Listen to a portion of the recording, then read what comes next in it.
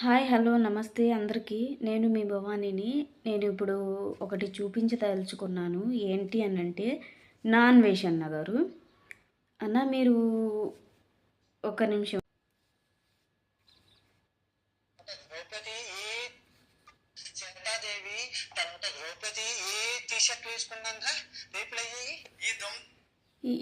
ఏ tea షర్ట్లు వేసుకుందనరా రేపయ్యింది అని అంటున్నాడు.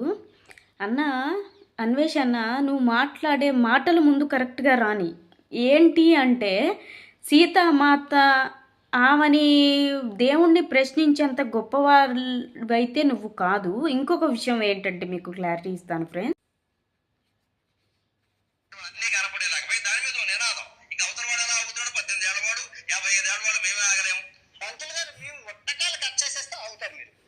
ఇలా ఆయనకున్న పొలిటీషియన్కి, ఆయనకున్న గౌరవానికి, ఆయనకున్న పద్ధతికి, ఆయన లుంగీ విలువ కూడా నీకు లేదు అన్వేషణ. నువ్వు ఈ రకంగా మాట్లాడటం ఇది ఎంత మాత్రం కరెక్ట్ కాదు.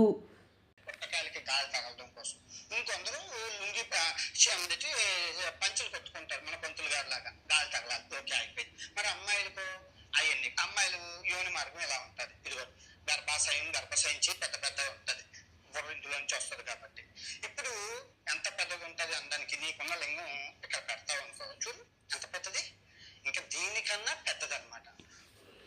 మీరు అన్వేషణ, మీరు ఏం చెప్పదలుచుకున్నారు? ఏంటి అసభ్యకరంగా చూపించదలుచుకున్నారు? మాకు ఆడవాళ్ళ గురించి మాట్లాడదలుచుకుంటే 4 ముక్కలు మంచిగా మాట్లాడండి. కానీ ఈ రకంగా అండ్ వాటర్ మిలన్ కీరని పెట్టుకొని మీరు ఈ రకంగా ఈ అసభ్యకరంగా మీరు చెప్పదలుచుకుంది మాకు మనోభావాలు దెబ్బతినేలా చూపించారు మీరైతే. ఇదంతా మాత్రం మీకు కరెక్ట్ కాదు.